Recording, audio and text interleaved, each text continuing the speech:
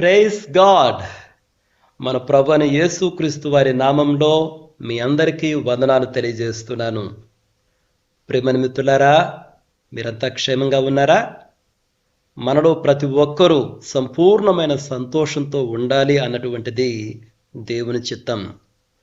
మరి ఏ కారణం చేతనైనా సరే మేము సరిగ్గా లేము అని మీలో ఎవరైనా అంటూ ఉంటే మీరెంత మాత్రము దిగులు పడవద్దు.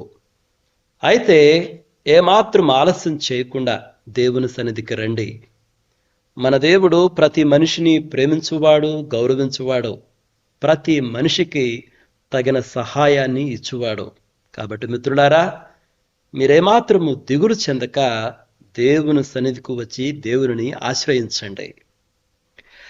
మరి మిత్రులారా, ఈ ఎపిసోడ్లో మనము పరిశుద్ధ లేఖనాలలో నుండి అనేక విషయాలను, అంటే అనేక మంది జీవితాలను పరిశీలించబోతున్నాం. మరి ఈ ధ్యానానికి నేను ఇచ్చినటువంటి టైటిల్ మీరు ఆల్రెడీ చూస్తున్నారు. It is acts of foolishness and the horrifying consequences. Acts of foolishness and the horrifying consequences అంటే బుద్ధి లేనటువంటి పనులు, వాటి వలన కలిగినటువంటి భయానకమైన పర్యవసానాలు, భయానకమైన వైపరీత్యాలు అన్నమాట. మరి ప్రార్థన చేసుకుని మనం మన ధ్యానంలోనికి ప్రవేశిద్దాం. నాతో పాటు ఏకీభవించండి. ప్రేమ కలిగినటువంటి మా తండ్రి, నాయనా, మీకు వేలాది స్తుతులు స్తోత్రములు తెలియజేస్తున్నాం. మా ప్రభువైన యేసుక్రీస్తు వారిని బట్టి, ఆయన ద్వారా మీరు మాకు అనుగ్రహించినటువంటి ప్రతి విధమైన ఆధ్యాత్మిక ఆశీర్వాదమును బట్టి వందనాలు తెలియజేస్తున్నాం. నాయనా, మరి ఈ సమయంలో పరిశుద్ధ లేఖనములను ధ్యానించుచూ ఉండగా మీ పరిశుద్ధాత్మ సహాయమును నాకును, మాలో ప్రతి ఒక్కరికి అనుగ్రహించుమని ఈ కొద్ది కృతజ్ఞతలను, విన్నపములను మా ప్రభువును రక్షకుడైన యేసుక్రీస్తు వారి అతి దివ్యమైన నామమున అడిగి వేడుకొనుచున్నాము తండ్రి, ఆమేన్. మరి మిత్రులారా, మనము మన ధ్యానములోనికి ప్రవేశిద్దాము. నేను ఇదివరకు చెప్పినట్టు మన అంశం యొక్క టైటిల్ వచ్చేసి acts of foolishness and the horrifying consequences. మొట్టమొదటిగా మనము ఆదామును గురించి ఒకసారి ఆలోచన చేద్దాము. ఆదాము, హవ్వ. దేవుడు వీరిద్దరిని సృష్టించిన తరువాత ఒక అందమైనటువంటి వనములో ఉంచడం జరిగింది. ఆ వనములో ఎన్నో చెట్లున్నాయి, ఎన్నో ఫలాలున్నాయి. వాళ్ళు ఏ చెట్టు ఫలాన్నైనా నిరభ్యంతరంగా తిని ఉండవచ్చు. అయితే దేవుడు ఒక ప్రత్యేకమైన చెట్టు ఉంది, ఆ చెట్టు ఫలాలను తినొద్దు అని చెప్పడం జరిగింది. అయితే ఆదాము, హవ్వ, దేవుడు ఏ చెట్టు ఫలములనైతే నిషేధించాడో, తినవద్దు అని చెప్పాడో, ఆ చెట్టు ఫలములనే వాళ్ళు తినడం జరిగింది. అదే వారు చేసినటువంటి బుద్ధి లేనటువంటి పని. అయితే దాని వలన కలిగినటువంటి పర్యవసానాలు చాలా భయంకరంగా ఉన్నాయి. ఒకసారి 3వ అధ్యాయాన్ని చూడండి. ఆదికాండం 3వ అధ్యాయం. ఆయన స్త్రీతో, నీ ప్రయాసమును, నీ గర్భవేదనను నేను మిక్కిలి హెచ్చించెదను. వేదనతో పిల్లలను కందువు. నీ భర్త ఎడల నీకు వాంఛ కలుగును, అతడు నిన్ను ఏరునని చెప్పాను. ఆయన ఆదాముతో, నీవు నీ భార్య మాట విని తినవద్దని నేను ఆజ్ఞాపించిన వృక్ష ఫలములు తింటివి గనుక నీ నిమిత్తము నేల శపింపబడి ఉన్నది. ప్రయాసముతోనే నీవు బ్రతుకు దినములన్నయూ దాని పంట తిందువు. అది ముండ్ల తుప్పలను, గచ్చ పొదలను నీకు మురిపించును. పొలములోని పంట తిందువు. చూడండి ప్రియమైన మిత్రులారా, ఆదాము, హవ్వలు వీరు చేసినటువంటి ఒక బుద్ధి లేని పని వలన, ఏంటా పని? నిషేధింపబడినటువంటి ఫలాలను తిన్నారు. దాని వలన కలిగినటువంటి పర్యవసానాలు చాలా భయంకరమైనటువంటివి. పాపము అన్నటువంటిది ఈ లోకంలోనికి ప్రవేశించింది, మరణము అన్నటువంటిది ప్రవేశించింది, శాపము అన్నటువంటిది ప్రవేశించింది, వేదన, దుఃఖము అన్నటువంటివి ప్రవేశించాయి. వీరు దేవుని సన్నిధికి దూరమైపోయినారు. బుద్ధి లేని ఒక పని. అయితే దాని వలన కలిగినటువంటి పర్యవసానాలు చాలా భయంకరమైనటువంటివి. ఆ తర్వాత వారి జీవితమంతా ఆ పర్యవసానాలతోటి బ్రతకవలసి వచ్చింది. అంటే వారు చేసినటువంటి ఆ పని వలన ఆ కలిగినటువంటి ఆ ఫలితాలు ఏదో ఒక రోజుకు ఉండి తర్వాత పోయే ఫలితాలు కాదు. ఇక వారు బ్రతికిన జీవిత కాలమంతా వాటిని భరించాలి. వారు మాత్రమే కాదు, వారి వంశాల ద్వారా వచ్చిన వాళ్ళందరూ, అంటే ఈ సమస్త మానవాళి ఆ యొక్క భయంకరమైనటువంటి ఫలితాలను అనుభవించవలసి వచ్చింది.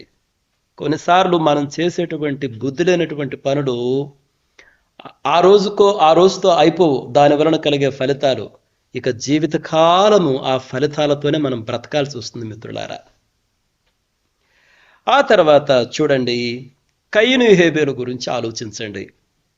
ఇద్దరు అన్నదమ్ములు దేవుని సన్నిధికి అర్పణలు తీసుకుని వచ్చారు.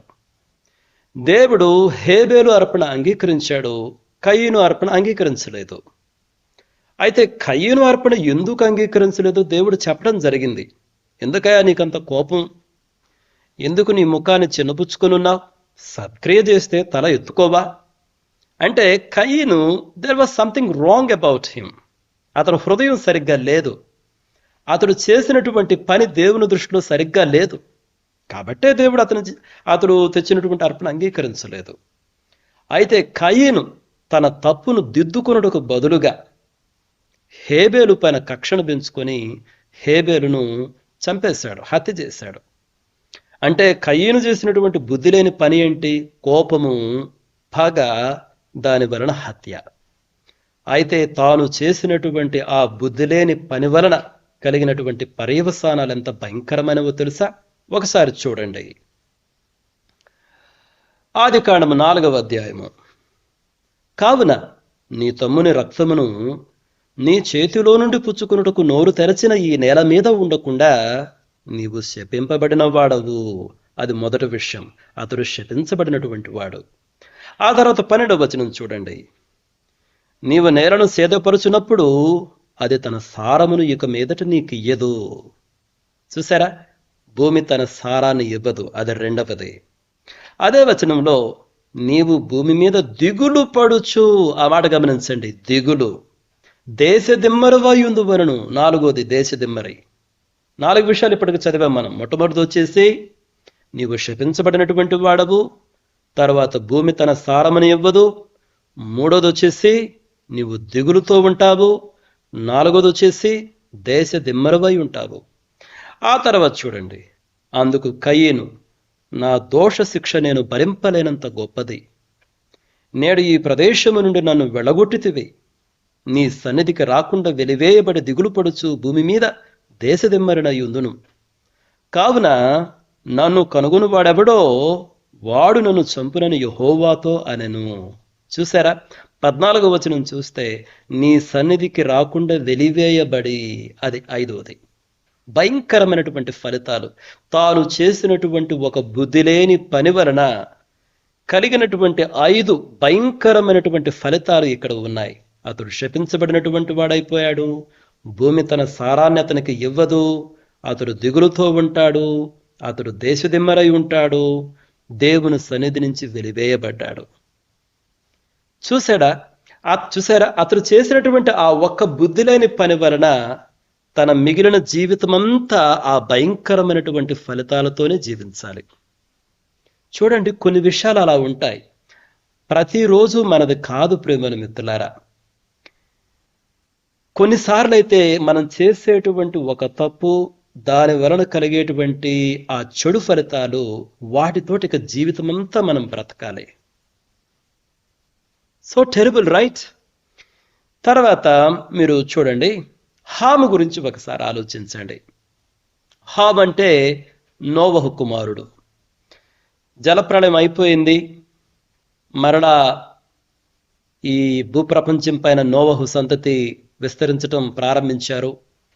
నోవహు చక్కగా వ్యవసాయం చేస్తున్నాడు, ఒక ద్రాక్ష తోట వేశాడు, బాగా పండింది, తాగాడు, బాగా మత్తుగా నిద్రపోయాడు. అయితే అతను వస్త్రాలు లేకుండా పడుకొని ఉన్నాడు. హాము చూశాడు, తన తండ్రి నగ్నంగా ఉండడాన్ని హాము చూసి మిగిలినటువంటి 2 సహోదరులకు చెప్పడం జరిగింది. ఇక మిగిలిన ఇద్దరు సహోదరులు ఒక వస్త్రాన్ని తీసుకుని వచ్చి తండ్రికి కప్పడం జరిగింది. నేను ఆ సన్నివేశంలో కొన్ని వచనాలు చదువుతాను, చూడండి. ఆదికాండం 9వ అధ్యాయం. అప్పుడు కనానుకు తండ్రి అయిన హాము తన తండ్రి వస్త్రహీనుడై ఉండుట చూచి బయటనున్న తన ఇద్దరు సహోదరులకు ఆ సంగతి తెలిపెను. అప్పుడు షేమును యాపేతును వస్త్రం ఒకటి తీసుకొని తమ ఇద్దరి భుజముల మీద వేసుకొని వెనుకకు నడిచి వెళ్ళి తమ తండ్రి దిశములను కప్పిరి. వారి ముఖములు వెనుక తట్టు ఉండుట వలన తమ తండ్రి దిశములను చూడలేదు. అప్పుడు నోబహు మత్తు నుండి మేలుకొని తన చిన్న కుమారుడు చేసిన దానిని తెలుసుకొని కనాను శపింపబడిన వాడై తన సహోదరులకు దాసుడగును అనెను. ఇంతకీ హాము చేసినటువంటి ఆ ఎగ్జాక్ట్ మిస్టేక్ ఏందో మనకు తెలియదు. మొత్తానికి he did something wrong in the sight of Noah. అతడు చెయ్యాల్సిన ఏదో పని చెయ్యలేదు, లేదా చెయ్యకూడని ఏదో ఒకటి చేశాడు. ఆ విషయం నోవహు తనకు మత్తు వదిలిన తర్వాత లేచి ఈ హాము చేసినటువంటి దానిని బట్టి హాము సంతానమైనటువంటి కనానును శపించాడు. చూసారా, హాము చేసినటువంటి ఒక బుద్ధిలేని పని, దాని వలన కలిగినటువంటి ఫలితము ఈ కనానును చూస్తే అతడు శపించబడినటువంటి వాడైపోయినాడు తరతరాలకి. ఇసే ఒక బుద్ధిలేని పని, బట్ ద బిటర్ ఎఫెక్ట్స్ ఆ యొక్క చెడు ఫలితాలు, చేదైనటువంటి ఆ ఫలితాలతోటి ఈ కనాను తరతరాలుగా జీవించవలసి వచ్చింది. ప్రియమైన మిత్రులారా, మరొకటి చూడండి సన్నివేశం. బాబేలు గోపురం గురించి ఒకసారి ఆలోచించండి. మీరు ఆదికాండం 11వ అధ్యాయాన్ని చదివితే వాళ్ళు ఒక పట్టణాన్ని, ఒక గోపురాన్ని కట్టాలనుకుంటారు. పట్టణం కట్టడం తప్పు కాదు, గోపురం కట్టడం కూడా తప్పు కాదు. అయితే ఇక్కడ ఇష్యూ ఏంటంటే వాళ్ళ ఇంటెన్షన్స్ సరిగ్గా లేవు. ఒకసారి చూడండి ఆదికాండం 11వ అధ్యాయము. మరియు వారు మనము భూమి యందంతటా చెదరిపోకుండా ఒక పట్టణమును ఆకాశమునంటూ శిఖరము గల ఒక గోపురమును కట్టుకొని పేరు సంపాదించు కొందము రండని మాటలాడుకొనగా. చూసారా, పట్టణం కట్టడం తప్పు కాదు, ఆకాశాన్ని అంటేటువంటి గోపురమునటువంటి ఒక శిఖరమునటువంటి గోపురాన్ని కట్టుకోవడం కూడా తప్పు కాదు. అయితే మిస్టేక్ ఎక్కడుంది? ఆ లాస్ట్లో చూడండి, పేరు సంపాదించు కొందము రండని. అంటే వాళ్ళ హృదయాలలో they want to earn name and fame. అంటే ఇట్ ఈస్ యాక్చువల్లీ ప్రైడ్, గర్వము అన్నటువంటిది వారి హృదయాల్లో ఉంది. మిత్రులారా, వారి హృదయములలో ఉన్నటువంటి గర్వము ఏ స్థాయికి ఉందంటే, మీరు ఆ అధ్యాయాన్ని తర్వాత చదవండి. దేవుడు వాళ్ళు చేస్తున్నటువంటి ఆ పనిని చూడడానికి దిగి వచ్చాడు. దిగి రావడం ఏంటి? దేవుడు ఆకాశములో ఉంటే వారు భూమిపైన చేసేటువంటి పనిని చూడలేడా? చూడగలడు. అయితే దేవుడు దిగి వచ్చాడు అంటే దాని అర్థం ఏంటంటే, ఆ గ్రంథకర్త he is informing us God, he was so serious about what they were doing. అంటే వాళ్ళ హృదయ ఇంటెన్షన్స్, ఉద్దేశాల గురించి హీ వాజ్ సో సీరియస్. అంటే దేవుడు చాలా అటెన్షన్ పే చేశాడు. అంటే వాళ్ళ హృదయాల్లో ఉన్నటువంటి ఆ గర్వము చాలా భయంకరమైనటువంటి స్థాయిలో ఉందన్నమాట. ఇదే రకమైన పదజాలాన్ని మనము సొదొమ గొమొర్రాల విషయంలో కూడా మనం చూస్తాం. దేవుని దగ్గరికి ఆ పట్టణాల గురించి చాలా మంది ప్రార్థన చేశారు, మొర్ర వెళ్ళింది.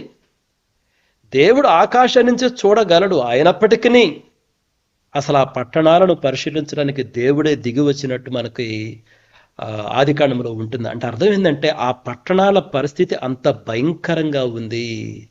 God was so serious about what is happening in those cities. ఆ పట్టణాలలో ఏం జరుగుతుందో దాని గురించి దేవుడు చాలా సీరియస్గా ఉన్నాడు. కాబట్టి ఇక్కడ ఈ బాబేలు గోపురం విషయం కూడా అంతే. వాళ్ళ హృదయంలో గర్వం అనేటువంటిది ఉంది. ప్రేమైన మిత్రులారా, తద్వారా ఏమైంది? తుదకు వాళ్ళందరూ వాళ్ళ భాషలు మారిపోయినాయి, వాళ్ళు చల్లా చెదురుగా చేయబడ్డారు. చూసారా, బుద్ధి లేనటువంటి ఒక పని. ఆ పని ఏంటి? గర్వము. గర్వం వలన ఏమైపోయింది? వాళ్ళు చల్లా చెదురైపోయారు. ప్రేమైన మిత్రులారా, ఆ తర్వాత మరొక సందర్భాన్ని చూడండి. ఏశావు గురించి ఆలోచించండి. మనము ఏశావు యాకోబు గురించి మనకు తెలుసు. ఏశావు ఒక సందర్భంలో బాగా ఆకలిగొని ఉన్నాడు. యాకోబు వంట చేస్తా ఉన్నాడు, కలగూర వంటకం, అది చిక్కుడుగాయల కూర. ఏశావు వెళ్ళి యాకోబుని అడిగాడు, నాకు బాగా ఆకలిగా ఉంది, నాకు పెట్టు అని. యాకోబు అన్నాడు, నీ జ్యేష్ఠత్వాన్ని నాకు అమ్ము అని. ఏశావు ఎంత లెక్కలేకుండా తన జ్యేష్ఠత్వాన్ని తృణీకరించాడు. అసలు అంటే తను ఆకలిగొని ఉన్నాడు, దట్స్ ఓకే. కానీ దాన్ని ఎంత ఎగ్జాజరేట్ చేశాడంటే, నా ప్రాణం పోతుంది, నాకెందుకు ఈ జ్యేష్ఠత్వము? జ్యేష్ఠత్వం అనేది దేవుడిచ్చినటువంటి ఒక వరము. ఆ స్థితిని కాపాడుకోవాలి, ఆ స్థితిని బట్టి సంతోషించాలి. కానీ ఏశావు ఒక పూట కూటి కొరకు తన జ్యేష్ఠత్వాన్ని అమ్ముకోవడానికి ఇష్టపడ్డాడు. అందుకనే హెబ్రీల గ్రంథకర్త ఏశావు గురించి ఏమంటాడో ఒకసారి మనం చూద్దాం. 12వ అధ్యాయం చూడండి. ఒక పూట కూటి కొరకు తన జ్యేష్ఠత్వపు హక్కును అమ్మివేసిన ఏశావు వంటి భ్రష్టుడైనను వ్యభిచారి అయినను ఉండునేమో అని జాగ్రత్తగా చూచుకున్నాడు. ఏశావు ఆ తరువాత ఆశీర్వాదము పొందగోరి కన్నీళ్లు విడుచుచు దాని కోసరము శ్రద్ధతో వెదకినను మారు మనస్సు పొందనవకాశము దొరకక విసర్జింపబడినని మీరు ఎరుగుదురు. అయ్యో, ఒక బుద్ధి లేని పని ఒకసారే చేశాడు, జ్యేష్ఠత్వాన్ని నమ్ముకున్నాడు. తర్వాత ఏమైంది? అసలు ఏశావు గురించి డిస్క్రిప్షన్ చూడండి, భ్రష్టుడంట, వ్యభిచారి అంట. ఆ తర్వాత కన్నీళ్లు గార్చాడు ఆశీర్వాదం పొందగోరి, శ్రద్ధతో వెదకాడంట. ఆ 17వ వచనం చూస్తే కన్నీళ్లు విడిచాడంట, శ్రద్ధతో వెతికాడంట. అయితే మారు మనసు పొందని అవకాశము దొరకక విసర్జించబడ్డాడు. ఒకసారి ఒక బుద్ధి లేని పని చేశాడు. దాని పర్యవసానం చూడండి ఎంత చేదైనటువంటి ఫలితాలో. అతని జీవిత కాలం అంతా కూడా వాటితోటే జీవించవలసి వచ్చింది. ఒక బుద్ధి లేని పని, చేదైనటువంటి అనుభవాలతోటే మిగిలిన జీవితం జీవించవలసి వచ్చింది. ఆ తర్వాత చూడండి, ఇజ్రాయెల్ ప్రజల గురించి ఒకసారి ఆలోచించండి. మోషే 12 మందిని ఆ వాగ్దాన దేశాన్ని వేగు చూడమని పంపిస్తే ఒక్క కాలేబు, యెహోషువ తప్ప మిగిలినటువంటి వాళ్ళు ఒక టెర్రిబుల్ రిపోర్ట్ ఇచ్చారు. వాళ్ళు ఇచ్చినటువంటి ఆ రిపోర్టును బట్టి ఇజ్రాయెలు ప్రజలు దేవుని నమ్మకుండా అయిపోయారు. నేను కొన్ని వచనాలు, వాళ్ళు ఏ స్థితికి వెళ్ళారో చూడండి ఇజ్రాయెలు ప్రజలు. అంటే ఆ మిగిలిన 10 మంది ఇచ్చినటువంటి ఆ రిపోర్ట్ వలన ఇజ్రాయెలు ప్రజలు ఎంతగా ప్రభావితమయ్యారో చూడండి. సంఖ్యాకాండం 14వ అధ్యాయం. మరియు ఇజ్రాయేలులందరూ మోషే అహరోనుల పైన సణుగుకొనిరి. ఆ సర్వ సమాజము, అయ్యో, ఐగుప్తులో మేమేల చావలేదు, ఈ అరణ్యమందు మేమేల చావలేదు, మేము కత్తివాత పడినట్లు యెహోవా మమ్మను ఈ దేశములోనికి ఎలా తీసుకొని వచ్చెను? మా భార్యలు మా పిల్లలు కొల్లపోవుదురు, తిరిగి ఐగుప్తుకు వెళ్ళుట మాకు మేలు కాదా అని వారితో అనిరి. చూసారు ఈ ప్రజలు ఎలా ఉన్నారో చూడండి. దేవుడు ఎన్ని అద్భుతాలు చేశాడు ఆ ఐగుప్తు దేశంలో, ఆ అరణ్యంలో ఎన్ని అద్భుతాలు చేశారు, ఎంత అద్భుత రీతిగా పోషిస్తూ వచ్చాడు. కానీ ఈ 10 మంది ఇచ్చినటువంటి ఆ బ్యాడ్ రిపోర్ట్ వలన ఈ ప్రజల యొక్క రెస్పాన్స్ చూడండి ఎలా ఉందో. అయ్యో అయ్యో, మేము ఆడ సాగపోయి ఉన్నామా, ఇక్కడికి తీసుకొచ్చినావు, మా భార్యలు ఏం కావాలి, మా పిల్లలు ఏం కావాలి. మీరు ఇంకా అధ్యాయంతో చదవండి, నేను సమయాభావం బట్టి కొన్ని వచనాల్లో పెట్టాను. వాళ్ళ రెస్పాన్సెస్ చాలా టెర్రిబుల్గా ఉంటాయి. అసలు వాళ్ళు తిరిగి ఐగుప్తులోనికి పోవడానికి ఒక నాయకుని కూడా ఎన్నుకోవడానికి ప్రయత్నం చేస్తారు. అయితే let me read few more versus. 21వ వచనం చూడండి. అయితే యెహోషువ వచ్చి అంటాడు, నా జీవము తోడు భూమి అంతయు యెహోవా మహిమతో నిండుకొని ఉండును. నేను ఐగుప్తులోను అరణ్యములోను చేసిన సూచక క్రియలను, సార్ ఇది దేవుడు అన్నటువంటి మాటలు. అయితే ఒక విషయం, మీరు తర్వాత యెహోషువ అన్నటువంటి మాటలు చదవండి. యెహోషువను కూడా రాళ్లతో కొట్టి చంపాలనుకుంటారు వీళ్ళు. ఆ తర్వాత దేవుని యొక్క మహిమ కనబడినప్పుడు యెహోవా దేవుడు అన్నటువంటి మాటలు ఇవి చూడండి. అయితే నా జీవము తోడు భూమి అంతయు యెహోవా మహిమతో నిండుకొని ఉండును. నేను ఐగుప్తులోను అరణ్యములోను చేసిన సూచక క్రియలను, నా మహిమను చూచిన ఈ మనుష్యులందరూ ఈ 10 మారులు నా మాట వినక నన్ను పరిశోధించరు. కాగా వారి పితరులకు ప్రమాణపూర్వకముగా నేనిచ్చిన దేశమును వారు చూడనే చూడరు. అబ్బా, ఎంత భయంకరమైన ఫలితం. నన్ను అలక్ష్యము చేసిన వారిలో ఎవరునూ దానిని చూడరు. నా సేవకుడైన కాలేబు మంచి మనస్సు కలిగి పూర్ణ మనస్సుతో నన్ను అనుసరించిన హేతువు చేత అతడు పోయిన దేశములో అతని ప్రవేశపెట్టేదను. చూసారా దేవుని రెస్పాన్స్ ఉండి ఒక బుద్ధి లేని పని. ఈ 10 మంది ఇచ్చిన రిపోర్టు, వెంటనే ఈ ప్రజలు ప్రతిస్పందించినటువంటి విధానము, వాళ్ళు అసలు తర్వాత మీరు చదివితే యెహోషువను రాళ్లతో కొట్టి చంపాలనుకుంటారు. దేవుడు ప్రతిసారి క్షమిస్తూ వచ్చాడు. But there was a point of time. నేను అదే చెప్తూ వచ్చాను, ప్రతిరోజు మంది కాదు. దేవుడు చాలాసార్లు క్షమిస్తూ వచ్చాడు. అందుకని అదే పనిగా మరలా అనుమానిస్తే ఎలా? ఒకరోజు వచ్చింది. ఆ రోజున వాళ్ళు చేసినటువంటి ఆ బుద్ధిలేని పని వలన ఏమైంది? భయంకరమైనటువంటి దేవుని నిర్ణయాన్ని వాడు ఎదుర్కోవలసి వచ్చింది. వారిలో ఎవ్వరు కూడా వాగ్దాన దేశమును చూడరు. వాగ్దాన దేశంలోనికి ప్రవేశించరు. కాబట్టి ప్రియమైన మిత్రులారా, ఒక బుద్ధి లేని పని. ఏంటా బుద్ధి లేని పని? దేవునిని నమ్మకపోవడము, నాయకుల పైన సనగడము, నాయకులను రాళ్లతో కొట్టాలనుకోవటము, తిరిగి బానిసత్వంలోకి పోవాలనుకోవడము, దేవుని నమ్మకపోవడం. ప్రియమైన మిత్రులారా, ఆ బుద్ధి లేని పని వలన ఆ దినాన దేవుడు తీసుకున్నటువంటి నిర్ణయం భయంకరమైనది. అయితే వారిలో ఇక ఎవ్వరు కూడా వాగ్దాన దేశంలోనికి ప్రవేశించలేదు. అంటే ఇక వారి జీవితం అంతా కూడా ఆ చేదైనటువంటి పర్యవసానాలతోటే బ్రతకవలసి వచ్చింది. ఎంత భయంకరం కదా. మరొక సందర్భం చూడండి. కోరహు గురించి ఆలోచించండి. మీరు సంఖ్యాకాండం 16వ అధ్యాయానికి రండి.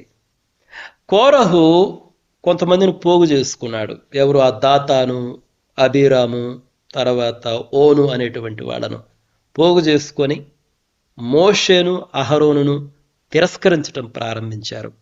అయితే వీళ్లే కాదు, వీళ్ళతో పాటు ఇంకొక 250 మందిని పోగు చేస్తారు వీళ్ళు. ఈ కోరహు, అబీరాము, దాతాను, ఓను వీళ్ళందరూ కలిసి ఇంకొక 250 మందిని పోగు చేస్తారు. ఈ సమాజంలో ప్రతి ఒక్కరూ పరిశుద్ధులే, ఏందో మీరిద్దరే పరిశుద్ధులు అన్నట్టు అందరి పైన హెచ్చించుకుంటున్నారు. ఈ రకంగా అహరోనును, మోషేను తిరస్కరించడం ప్రారంభిస్తారు. అప్పుడు మోషే అంటాడు, కోరహు, దేవుడు తన యొక్క మందిర పరిచర్యను మీకు ఇచ్చాడు.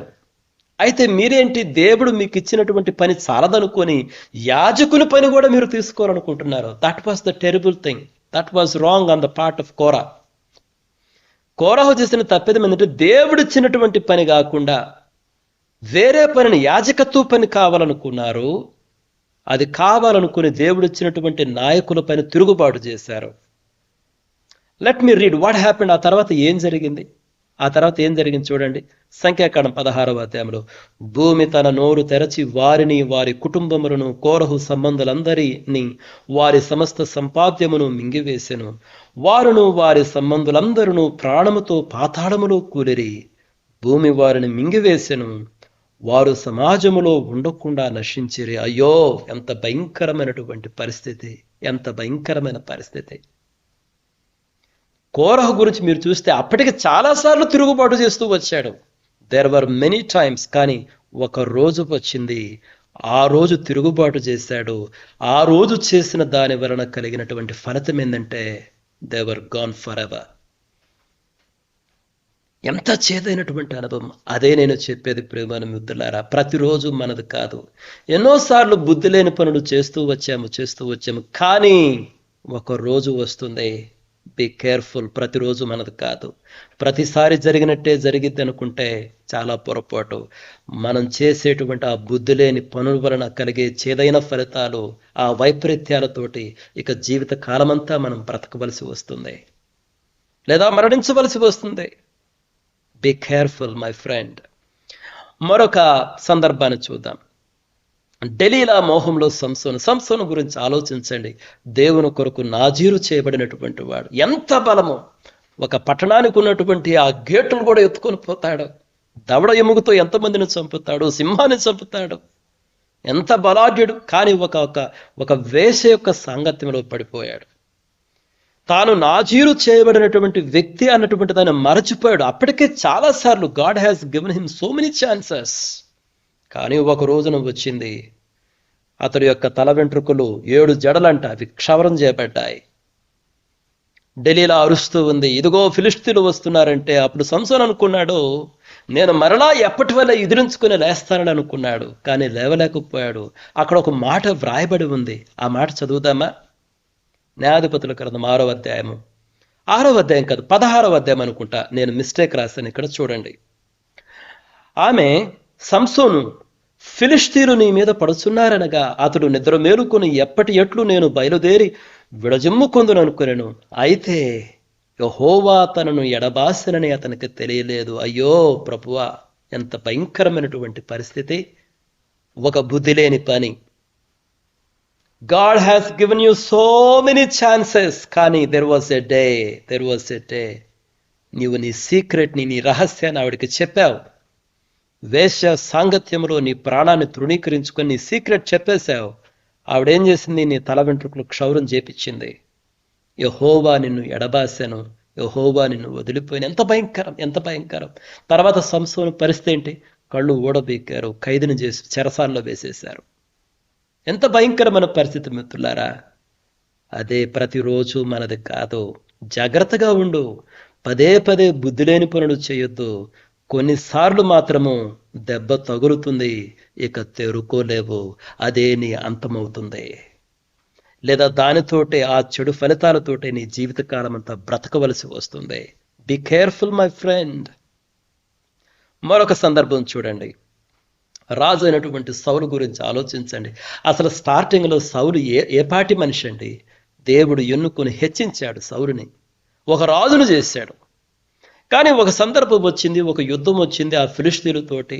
సమూయేలు చెప్పాడు, యాజకుడైనటువంటి సమూయేలు బలులర్పించాలి, దహన బలులు. సమూయేలు రావడం ఆలస్యమైందని చెప్పేసి సౌలు ఒత్తిడికి గురై తానే చేసేది, తాను చెయ్యకూడని పని కూడా తాను చేశాడు. అప్పుడు సమూయేలు వచ్చి అంటాడు, సౌలు నువ్వేం చేశావు? నువ్వు చేసిన పని ఏంటి? ఆ సందర్భంలో సమూయేలు అన్నటువంటి ఆ మాటలు చూడండి.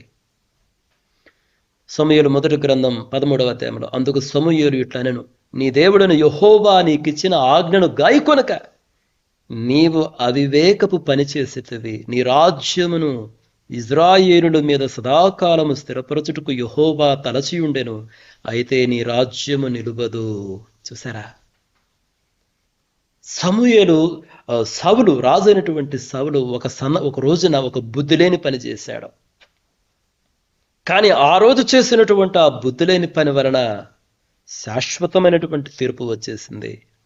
దేవుడు అసలు నీ యొక్క సింహాసనాన్ని సదాకాలం నిలబెట్టాలనుకున్నాడు, కానీ నువ్వు చేసిన అవివేకపు పని, అదే బుద్ధి లేని పని. ఆ బుద్ధి లేని పని వల్ల ఏమైంది? ఆ మాట చూడండి. అయితే నీ రాజ్యము నిలవదు. The lord has chosen somebody else. ఇంకొక వ్యక్తిని ఎన్నుకున్నాడు. అయ్యో ఎంత భయంకరం! అసలు ఏ స్థితిలో ఉంటివి? దేవుడు నిన్ను ఎన్నుకుని రాజును చేసి ఎటువంటి తలంపులు దేవుడు నీ కొరకు కలిగి ఉండెను? ఎంత ఉన్నతమైనటువంటి తలంపులు కలిగి ఉండెను దేవుడు నీ కొరకు. నీవు చేసిన ఆ బుద్ధి లేని పని వలన అయ్యో ప్రణాళికలు మారిపోయానే. దేవుడు తన మనస్సును మార్చుకొననే. నీ యొక్క సింహాసనము నిలవదు. Oh terrible consequences, bitter consequences, horrifying consequences. బాధాకరమైనటువంటి ఫలితాలు కాదా ఇవి? మరొక సందర్భం చూడండి. రాజు అయినటువంటి దావీదు, అమ్మోనీయులతో యుద్ధం జరుగుతూ ఉంది. దావీదు యుద్ధానికి పోవాలి, పోకుండా ఇంటి దగ్గర ఉన్నాడు. స్నానం చేస్తూ ఉన్నటువంటి ఆ బత్షెబను చూశాడు.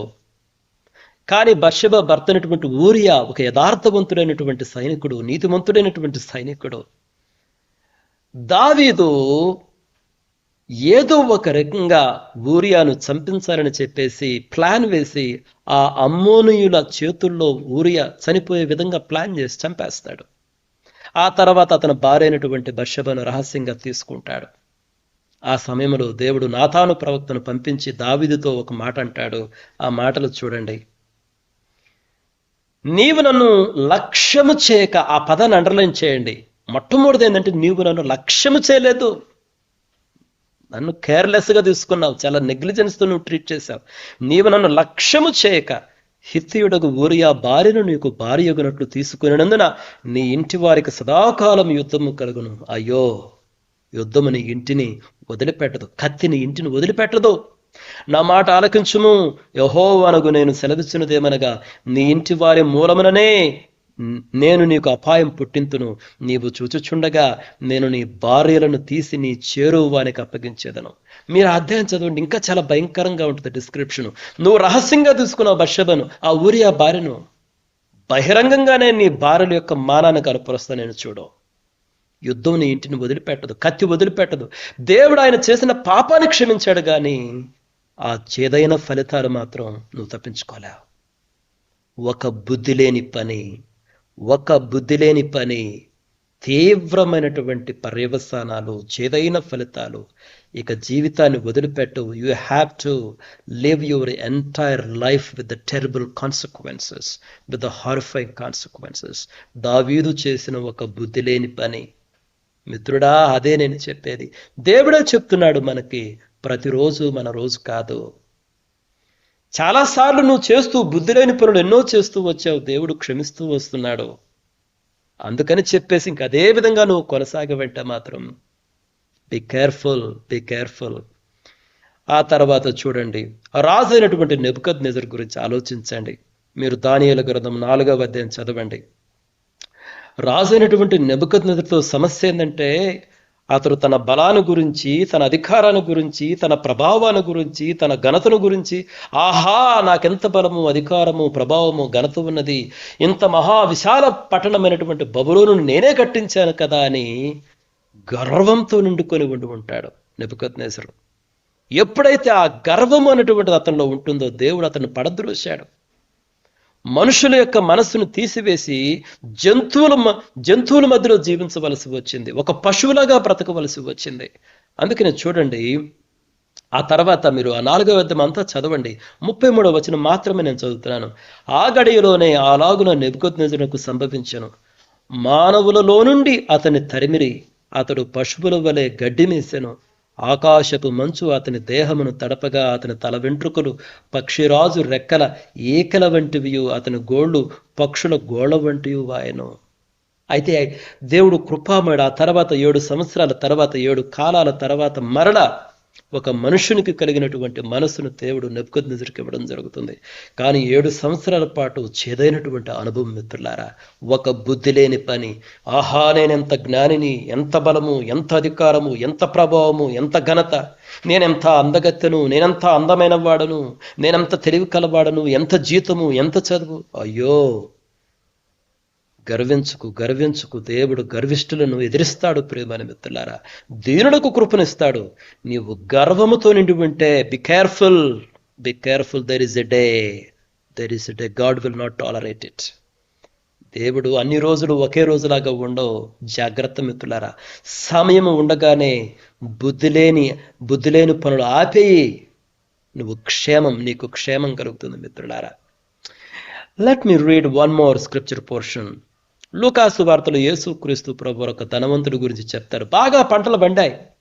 పంటలు పండితే దేవునికి కృతజ్ఞతలు అర్పించాలి మిత్రులారా. నువ్వు తాగు, సంతోషించు, కానీ మొట్టమొదటిగా కృతజ్ఞత కలిగి ఉండు దేవునికి. అయితే ఈ ధనవంతుడు ఏమనుకున్నాడు, బాగా పంటలు పండాయి, ఆహా పాత కొట్లన్నీ తీసేసి కొత్త కొట్లు కట్టిస్తాను. నా ప్రాణమా, అనేక సంవత్సరాలకు ఆస్తి నీకు సమకూర్చబడి ఉన్నది, తినుము, త్రాగుము, సంతోషించుము. అయ్యో, హౌ అన్గ్రేట్ఫుల్ దిస్ మ్యాన్. కృతజ్ఞత లేనటువంటి వ్యక్తి. దేవుడు దానిని కూడా ఒప్పుకోడు మిత్రుడా. కృతజ్ఞత లేని జీవితాన్ని దేవుడు ఒప్పుకోడు. అయితే యేసుక్రీస్తు ప్రభురామ ఆ సందర్భంలో అంటాడు, వెర్రివాడా, ఈ రాత్రికి నీ ప్రాణాన్ని అడుగుతున్నారు. అవన్నీ ఎవరివి? నీ సంపాదన అనుకుంటున్నావే, ఎవరివి అవన్నీ? ఈ రాత్రికి నీ ప్రాణాన్ని నువ్వు కోల్పోతున్నావు. బుద్ధి లేని ఒక పని ఏంటది? కృతజ్ఞత లేని స్వభావం. ఒకరోజు ఉన్నది. నీ కృతజ్ఞత లేని స్వభావాన్ని దేవుడు ఓర్చుకోడు. నీ పైకి శిక్ష రాబోతుంది, చేదైనటువంటి ఫలితాలు నువ్వు ఎదుర్కోపోతున్నావు. కాబట్టి మనం కృతజ్ఞత చెల్లిద్దాం. మనం ఏ స్థితిలో ఉన్నాం, మనకున్నటువంటి చదువు కానీ, ఉద్యోగం కానీ, స్థితి కానీ, కుటుంబం కానీ, ఏదైనా సరే దేవుని కృతజ్ఞత కలిగి ఉన్నాం. ప్రభువా, నాకు ఇచ్చినటువంటి ఈ స్థితిని బట్టి నీకు వందనాలు. నేను గర్వించనయ్యా, నేను గర్వించను, నేను నా తల దించుకుంటాను, నీ సేవకుడును, నీ దాసుడును అని కృతజ్ఞతతో, భయముతో, దీనత్వంతో దేవుని సన్నిధిలో ఉండాలి మిత్రుడారా. మరొక సందర్భం గమనించండి. అదిగో లూకాసు వార్త 12వ అధ్యాయంలో ఈ ధనవంతుని గురించి నా వాక్యం చూడండి. అయితే దేవుడు, వెరివాడా, ఈ రాత్రి నీ ప్రాణమును అడుగుచున్నారు, నీవు సిద్ధపరిచినవి ఎవనివగునని అతనితో చెప్పాను. దేవుని ఎడల ధనవంతుడు కాక తన కొరకే సమకూర్చుకునివాడు అలాగుననే ఉండునని చెప్పాను. నీ కొరకే సమకూర్చుకోవద్దు. ఎంత డబ్బు కావాలి? మనం తినే ఆ యొక్క పిడికడు మెతుకులకి ఎంత కావాలి మనకి? అయ్యో మిత్రుడా, దేవుని ఎడల మనం ధనవంతులు అవుదాం. దేవుని ఎడల. రైట్. తర్వాత యూదా ఇస్కరియోతు గురించి ఆలోచించండి. 30 వెండి నాణేలకు లోకరక్షకుడిని అమ్మేశాడు. తర్వాత ఏమైంది ఆయన పరిస్థితి? మత్తయి సువార్త 27వ అధ్యాయం చూడండి. అతడు ఆ వెండి నాణెములు దేవాలయంలో పారవేసిపోయి ఉరిపెట్టుకున్నాను. అప్పటికి ఇస్కరియోతు యూదు చాలాసార్లు దొంగతనం చేస్తూనే వస్తున్నాడు. ఆ విషయం సువార్తల గ్రంథాల్లో వ్రాయబడి ఉంది.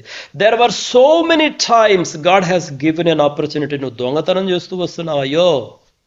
But there was a day appointed. No more chances. అవకాశాలు లేవు. దేవుడు దెబ్బ కొట్టబోతున్నాడు. నువ్వు లోకరక్షకుని కూడా నువ్వు అప్పగించడానికి నువ్వు వెనుకాడలేదు. తర్వాత ఏమైంది? ఊరేసుకుని చనిపోయినావు. బుద్ధి లేని ఒక పని.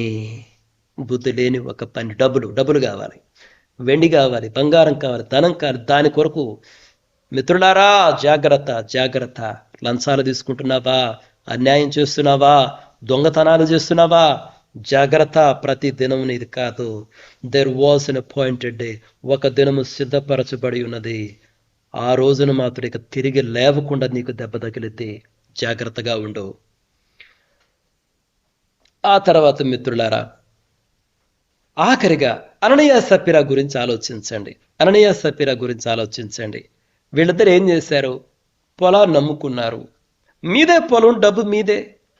కానీ వీళ్ళకేంటంటే పేరు ప్రతిష్టలు కావాలి. కొంత డబ్బు దాచుకొని కూడా కొంత సంఘంలో ఇవ్వండి, fine, that's okay, not a problem. కానీ అందరూ మా గురించి గొప్ప చెప్పుకోవాలని చెప్పేసి మేమంతా దేవునికి ఇస్తున్నాం. తుదకి ఏమైంది చూడండి. అపోస్తలుల కార్యాల గ్రంథం 5వ అధ్యాయంలో చూడండి. మీరు తర్వాత అంతా చదవండి. 9వ వచనం చదువుతున్నాను. అందుకు పేతురు, ప్రభు యొక్క ఆత్మను శోధించుటకు మీరెందుకు ఏకీభవించితిరి? ఇదిగో నీ పెనిమిటిని పాతి పెట్టిన వారి పాదములు ఈ వాకిటనే ఉన్నవి. వారు నిన్నును మోసుకుని పోతురని ఆమెతో చెప్పెను. వెంటనే ఆమె అతని పాదముల యొద్ద పడి ప్రాణం విడిచెను. ఆ పడుచువారు లోపలికి వచ్చి ఆమె చనిపోయినది చూసి ఆమెను మోసుకుని పోయి ఆమె పెనిమిటి యొద్ద పాతి పెట్టిరి. భార్యాభర్తలు ఇద్దరూ చనిపోయారు. ఈ భూమిపైన ఒక కుటుంబం లేకుండా మాయమైపోయింది. అయ్యో, కుటుంబాలు ఎంత విలువైనవి దేవుని దృష్టిలో. కుటుంబాలు మాయమైపోతే పిల్లల పరిస్థితి ఏంటి? పిల్లలుంటే పిల్లల పరిస్థితి ఏంది మిత్రులారా? కుటుంబాలు సదాకాలము సంతోషంతో భద్రంగా ఉండాలి అనేటువంటిది దేవుని చిత్తము. కానీ ఇక్కడ ఒక కుటుంబం మాయమైపోయింది. బుద్ధి లేనటువంటి ఒక పని. అబద్ధమాడారు పేరు ప్రతిష్టల కోసం. కొంత డబ్బు దాచుకున్నారు. అసలు డబ్బు నీదే, కానీ పేరు ప్రతిష్టల కోసం అబద్ధం ఆడితే, దేవునితోనే అబద్ధం ఆడితే ఏమయ్యా? భార్య చనిపోయా, భర్త ఇద్దరూ చనిపోయారు. అసలు కుటుంబం మాయమైపోతే ఆ బిడ్డలు ఏం కావాలి? ఒకవేళ పిల్లలు ఉంటే మిత్రులారా, ఎంత చేదైనటువంటి అనుభవం కదా, చేదైనటువంటి వార్త కదా ఇది. అందుకని ఆ గ్రంథం చదివినప్పుడు ఈ సంఘటన తెలిసిన వాళ్ళందరూ చాలా భయం వచ్చిందంట ఆ ప్రజలపైకి. ఎంత భయానకమైనటువంటి సంఘటన మిత్రులారా. కాబట్టి మిత్రులారా, ఈ ఎపిసోడ్లో నేను దాదాపు 15 మంది జీవితాలను మీ ఎదురుకు తీసుకొచ్చాను. బుద్ధి లేని పనులు చేసినటువంటి వారు, వారు చేసినటువంటి బుద్ధి లేని పనులు ఒక 15 మంది జీవితాలను, వారు చేసినటువంటి ఆ బుద్ధి లేని పనులను మీ ముందుకు నేను తీసుకొచ్చాను.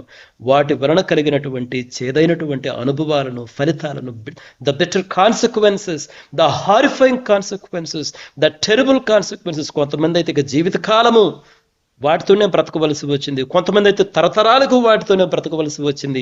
అసలు కొంతమంది అయితే ఈ భూమి మీద లేకుండానే వెళ్ళిపోవలసి వచ్చింది. మిత్రులారా, ప్రతిరోజు మన రోజు కాదు. దేవుడు కృపామయుడు, దేవుడు కరుణామయుడు గనక ఎన్నో అవకాశాలు మనకు ఇస్తున్నాడు. మనం మారాలి, మనం మంచి మార్గంలోకి రావాలి, దేవునికి భయపడాలి. గర్వము వద్దు, దేవుడు నిషేధించినటువంటిది వద్దు, కోపము వద్దు, పగ ప్రతీకారాలు వద్దు. తల్లిదండ్రుల ఎడల చేయాల్సిన పనులు మనం చెయ్యాలి, తల్లిదండ్రుల ఎడల చేయకూడని పనులు మనం చేయకూడదు. గర్వము వద్దు మిత్రులారా. నాయకుల పైన తిరుగుబాటు వద్దు మిత్రులారా. దేవుని ఎడల అపనమ్మకము వద్దు ప్రియమైన మిత్రులారా. దేవుని ఎడల కృతజ్ఞత లేనటువంటి స్వభావం వద్దు ప్రియమైన మిత్రులారా. అబద్ధాలు మనకొద్దు, పేరు ప్రతిష్టలు మనకొద్దు, మనవి కానివి మనకు వద్దు మిత్రులారా. బుద్ధి లేని పనుడు మనకు వద్దు, బుద్ధి లేని పనుడు మనకు వద్దు. మనం క్షేమంగా ఉండాలి, మన కుటుంబం క్షేమంగా ఉండాలి, మన పిల్లలు క్షేమంగా ఉండాలి. దేవుడు మనకిచ్చినటువంటి స్థితి చాలు. దేవునికి భయపడతాం. మిత్రులారా, నేను ముగిస్తున్నాను. నేను ముగించే ముందు ఒక ప్రశ్న అడుగుతున్నాను. నువ్వేం చేస్తున్నావు? నువ్వేం చేస్తున్నావు? నువ్వు చేస్తున్న ఆ బుద్ధి లేని పని ఏంటో ఒకసారి ఆలోచించుకో. దేవుడు నీకు సమయాన్ని ఇస్తున్నాడు, అవకాశాన్ని ఇస్తున్నాడు. సరిదిద్దుకో. నీవు చేస్తున్న ఆ బుద్ధి లేని పనిని సరిదిద్దుకో. నువ్వు తప్పించుకుంటావు, జ్ఞానవంతుడు అనిపించుకుంటావు, జ్ఞానవంతురాలు అనిపించుకుంటావు. ప్రార్థన చేసుకుందాం.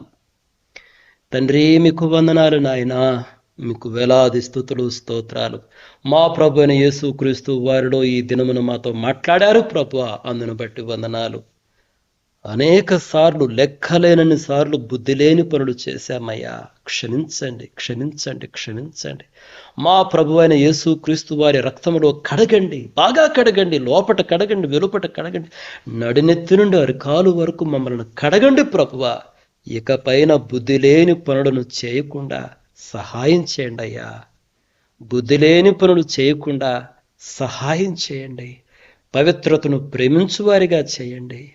మీ తెలివిని, మీ వివేచనను, మీ జ్ఞానమును, మీ పరిశుద్ధాత్మ సహాయం మాకు అనుగ్రహించమని ప్రార్థిస్తున్నాం తండ్రి. మరి ఈ సమయంలో నాతో పాటు అంగీకరిస్తూ, నాతో పాటు ప్రార్థిస్తూ నాయన తమ జీవితములను మీ ఎదుట ఒప్పుకొనుచున్నటువంటి వారందరినీ మీరు జ్ఞాపకము చేసుకొని వారి తప్పిదములను క్షమించి మీ సమృద్ధి అయిన కృపతోటి ఆదరించుమని, బలపరచుమని, పవిత్రపరచుమని, జ్ఞానవంతులుగా బ్రతుటకు కృపను గ్రహించుమని ఈ కొద్ది ప్రార్థనలను, విన్నపములను, కృతజ్ఞతలను మా ప్రభును రక్షకుడైన యేసు క్రీస్తు వారి నామమున అడిగి వేడుకొనుచున్నాము తండ్రి.